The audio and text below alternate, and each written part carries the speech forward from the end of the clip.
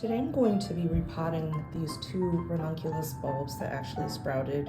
Very proud because this is very difficult to start. And so I'm going to be putting them into a soil that allows for more drainage because they easily have root rots. In fact, this is not quite the optimal situation, and I'll show you what I did incorrectly or what I should have done instead. But as you see, there's some mushy roots, but hopefully with the soil that I'm going to try out, I can actually grow these more successfully. But when you get ranunculus bulbs, they actually come like this, and it looks very dry. And I'll tell you what I made a mistake on and what you should do instead if you want to try these out. I actually started out with a lot of ranunculus bulbs, and I forgot exactly how many. I would say probably 25 or so.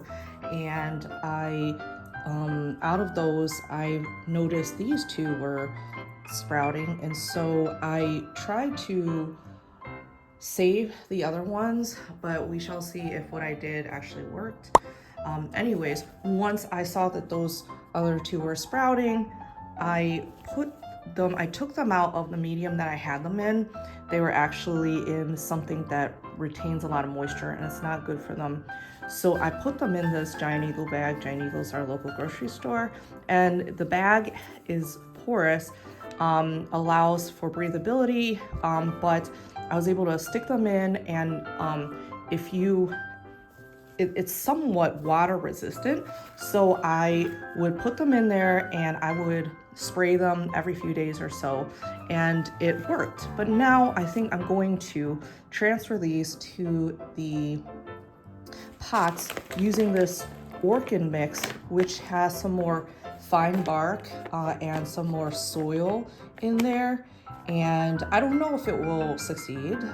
It's definitely not Espoma's fault if it doesn't. But I'm thinking maybe this will be a better option for these bulbs until they get established and actually start to come out more. And then I'm going to transplant them, I think, to the outdoors. Somebody from our local garden center told me that they're pretty hardy once you get them established, and you could keep them outdoors. So we'll see what happens, but I'm going to do that right now. I'm also going to be using these terracotta pots because the material is porous and it allows for the water to evaporate or come out of its sides, and I will not be overwatering it. I use terracotta pots for citrus as well, and they're great because when I put them outdoors, I tend to water my outdoor plants pretty often because I have a lot of fruit plants and fruit trees, so I tend to do that, and it ensures that I'm not overwatering them. Contrary to what we might think, citrus do love water, but they can't, like a lot of plants, sit in the water so long because they'll start rotting the roots. So I'm going to use these to plant these in, and these are just a temporary pot until they kind of grow up a little more. I'm going to transplant them into the garden then. By the way, I told you I had put those in that Giant Eagle bag, and I actually had all my bulbs in our garage. Now in Ohio, it has been pretty warm earlier in the year, I think, compared to what it usually is, and so I did not put them in the greenhouse. I stuck them in the garage, and I think you just really want to have them perhaps between 40 and 50 degrees during the evenings. So that's what they were in, and I am going to put these pots back into the garage until the plants kind of peek out, hopefully from the soil, and then I will start to transfer them and put the pots probably in some place that's outside of the garage, has a little more sun, but still not very hot location. So we'll see where I could do that. Probably somewhere next to a garage wall, maybe, where it gets some shade.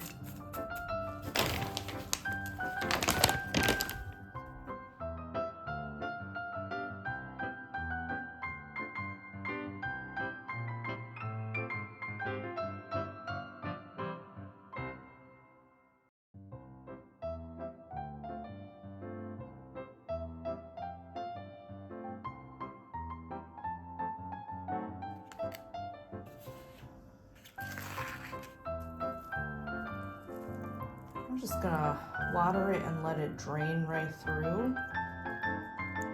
I do it a few times.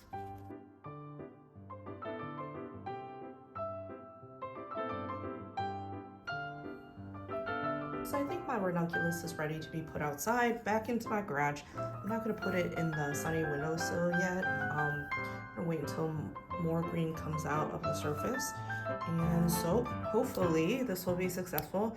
I'm gonna start my other ranunculus bulbs that I had just purchased to see if I can tweak a few things and see if they're successful. But I am still undecided really on that because the weather is turning and you really need like a little cooler weather to have them come up successfully. So we shall decide that soon, and I will be posting this progress with you hopefully in a month or so. Here's what I did and what I would do differently.